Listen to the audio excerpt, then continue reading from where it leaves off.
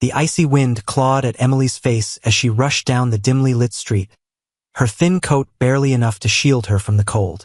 Her breath came in sharp bursts, visible in the freezing air, as she clutched the worn strap of her bag.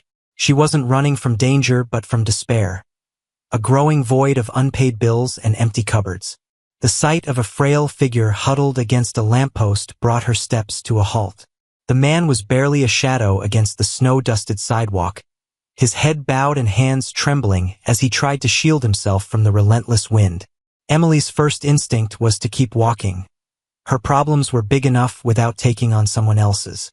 But something about him made her stop.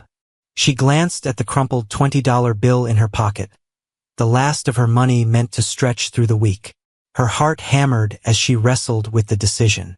Finally, she approached him. "Hey, you okay?" she asked softly, kneeling to meet his gaze. The man looked up, his eyes red-rimmed but piercing.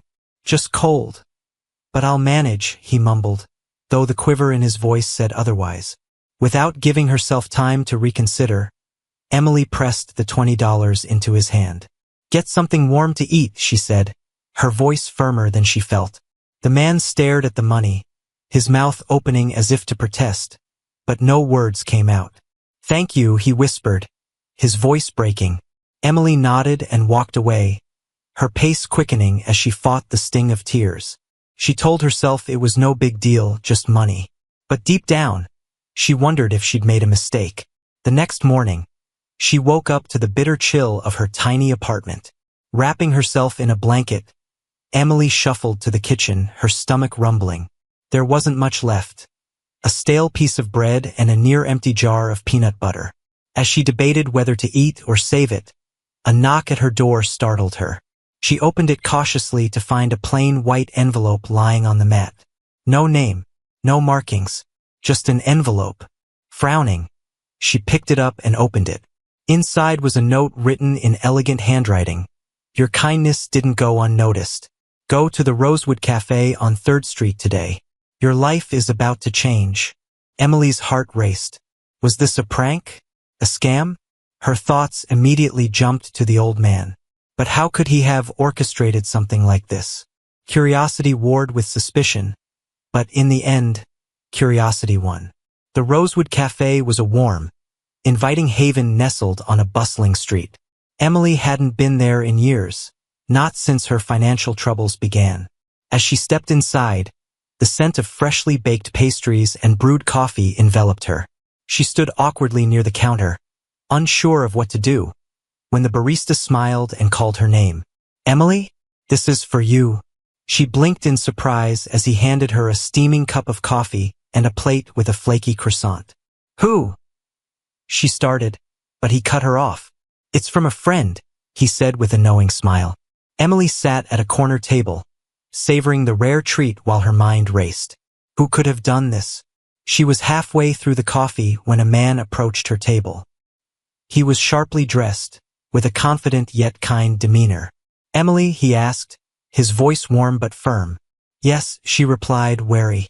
The man pulled out a chair and sat down, folding his hands on the table. "My name's Daniel. I saw what you did last night." Her stomach tightened. "The man on the street?" He nodded. "You gave him your last $20, didn't you?" Emily's eyes narrowed. "How do you know that?" "I have my ways," Daniel said, a faint smile playing on his lips. "Let's just say I make it my business to notice acts of kindness." Her suspicion deepened, but Daniel's sincerity was disarming. "Why does it matter to you?" "Because kindness like yours is rare," he said, his gaze steady. "And I believe it deserves to be rewarded." Daniel slid an envelope across the table. "Inside is an opportunity. Not a handout, but a chance to rebuild your life. Take it and you won't regret it." Emily hesitated, her fingers trembling as she opened the envelope. Inside was an offer, a job at a company Daniel owned, along with a stipend to help her get back on her feet. Her throat tightened.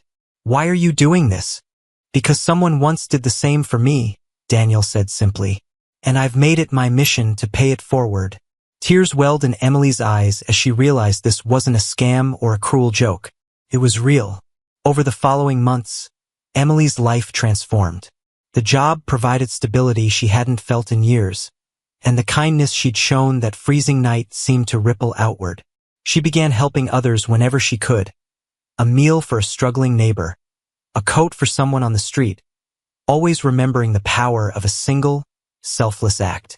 One evening, as she walked past the spot where she'd met the old man, she paused. He was gone, but his memory remained. Emily smiled, knowing that moment had set everything in motion. Sometimes the smallest gestures have the most profound impact. And for Emily, that cold winter night marked the beginning of a brighter, warmer future. As Emily stood by the lamppost where it all began, memories of that cold night flooded back. She thought about how much her life had changed since then, how one moment of compassion had opened doors she never imagined existed. She took a deep breath, letting the chilly air fill her lungs, and whispered to herself, "I'll never forget this." Her life wasn't perfect, but it was hers to rebuild. Her job with Daniel's company gave her not just a steady paycheck, but a sense of purpose she hadn't felt in years. She started as a junior assistant, handling small tasks and learning the ropes, but Daniel saw potential in her. "Emily," he said one day, standing at her desk, "you've got a sharp mind. I want you to lead this new project." She nearly dropped her pen. "Me? Are you sure?" "Absolutely," he said with a reassuring smile. "You've earned this." It was a challenging role, managing a team, meeting deadlines, and pitching ideas to clients. But Emily poured herself into the work, drawing strength from the belief Daniel had in her. Slowly but surely, her confidence grew. Her newfound stability allowed her to start dreaming again. She moved into a modest but cozy apartment, where she spent evenings decorating the walls with photos and paintings she'd picked up from thrift stores. It wasn't luxurious, but it was a home, a real home where she felt safe and at peace. But she never forgot the struggles she'd faced.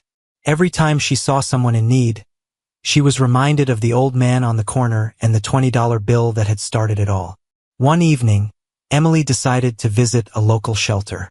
She'd been setting aside a small portion of her paycheck each month. Not much, but enough to buy some supplies: blankets, gloves, and canned food. As she handed out the items, she noticed a woman sitting in the corner, clutching a thin coat around her shoulders. The woman's hollow eyes reminded Emily of herself not so long ago. She walked over, crouched down, and offered her a blanket and a warm smile. "Thank you," the woman whispered, tears brimming in her eyes. Emily stayed for hours that night, talking to people, listening to their stories, and sharing her own. "I've been where you are," she told them. "And I know it's hard, but things can change." When she left the shelter, she felt something she hadn't in a long time: peace. Giving back wasn't just an obligation. It was a privilege, a way to honor the kindness she'd received. Months later, Emily received an unexpected phone call from Daniel. "Emily, I need your help with something important," he said, his tone more serious than usual. "What's going on?" "There's a young man I want you to meet. His name is Liam. He's talented but going through a rough time, and I think you're the perfect person to guide him." Emily hesitated. "Me? Why me?" "Because you understand what it's like to struggle and come out stronger. Liam needs that kind of mentorship." Trusting Daniel's instincts, Emily agreed. When she met Liam, she saw a reflection of her former self, a young man weighed down by failure and doubt. Over coffee, he shared his story of lost opportunities and shattered dreams. "You're not alone," Emily told him, "and you're not defined by your mistakes. Let's figure out how to move forward." She helped Liam revamp his resume, coached him through job interviews, and introduced him to people in her network. Slowly but surely, Liam began to regain his confidence. One day, he called her with excitement bubbling in his voice. "Emily, I got the job. I can't thank you enough." Her chest swelled with pride. "You did this, Liam. I just helped you see what you were capable of." As the years passed, Emily's impact grew. She started a small nonprofit focused on helping people transition out of homelessness and into stable jobs and housing. The organization was a labor of love, and every success story reminded her of her journey. At the launch of her nonprofit's first major event, Daniel stood by her side, watching as she gave a heartfelt speech. "I want to thank everyone who believed in me," she said, her voice steady but filled with emotion. "This organization exists because someone took a chance on me when I had nothing. And now, it's my turn to pay it forward." The applause was deafening. But what meant the most to Emily was the gratitude shining in the eyes of those she'd helped. Years later, on another biting winter night, Emily found herself walking down the same street where it all began. The lamppost was still there, its light casting a warm glow on the sidewalk. She stopped for a moment, reflecting on how far she'd come. Her phone buzzed in her pocket. A message from Liam, now a manager at a tech company, thanking her for believing in him. Emily smiled, her heart full. She had no idea where the old man she'd helped that night had gone, but she liked to believe he was safe and warm somewhere. "Thank you," she whispered into the cold night, not knowing if the words would reach him. As she walked away, she felt a renewed sense of purpose. Life had given her a second chance, and she would spend every day making sure others got theirs too.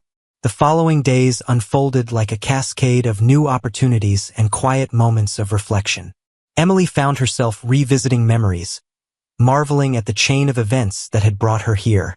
It all started with a simple act of kindness, and now her life was rich with purpose and connections she never imagined possible.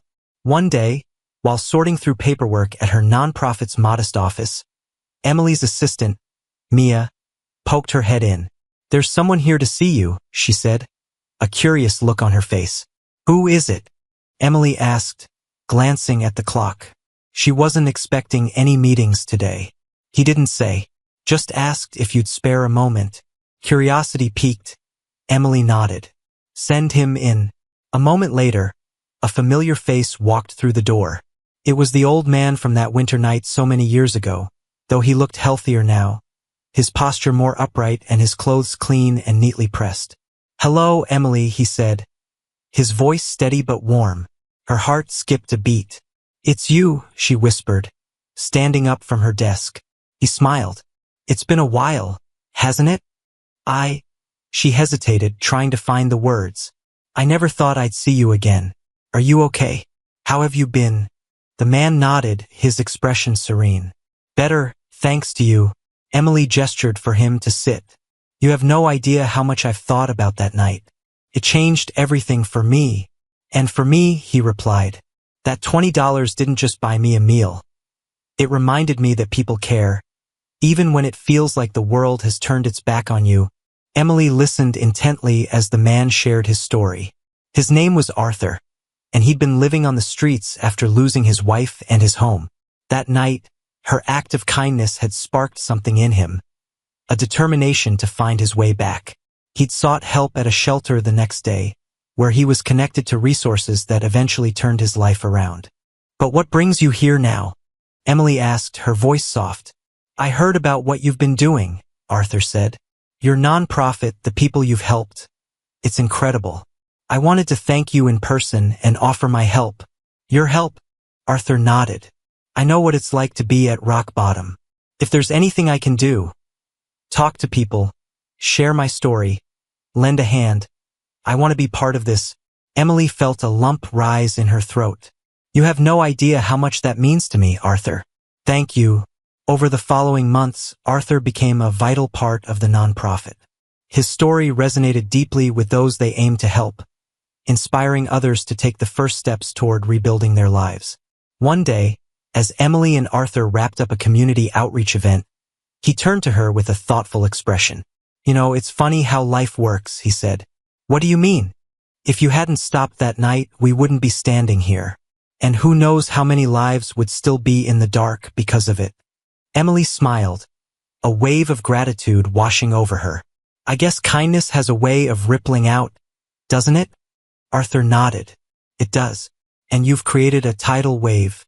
Years passed, and Emily's nonprofit grew beyond her wildest dreams. What began as a small effort in her local community expanded into a network of shelters, job training programs, and affordable housing initiatives. Emily became a sought-after speaker, sharing her story at conferences and events, always emphasizing the power of small acts of kindness. But despite her growing influence, She never lost touch with the personal connections that mattered most. She continued to visit shelters, sit with those in need, and listen to their stories. One evening, after a particularly long day, Emily returned to her apartment and found a package waiting for her at the door. Inside was a beautifully crafted plaque with a simple inscription, "For the one who turned kindness into a legacy." Emily held it close, tears brimming in her eyes. She didn't know who had sent it, but it didn't matter.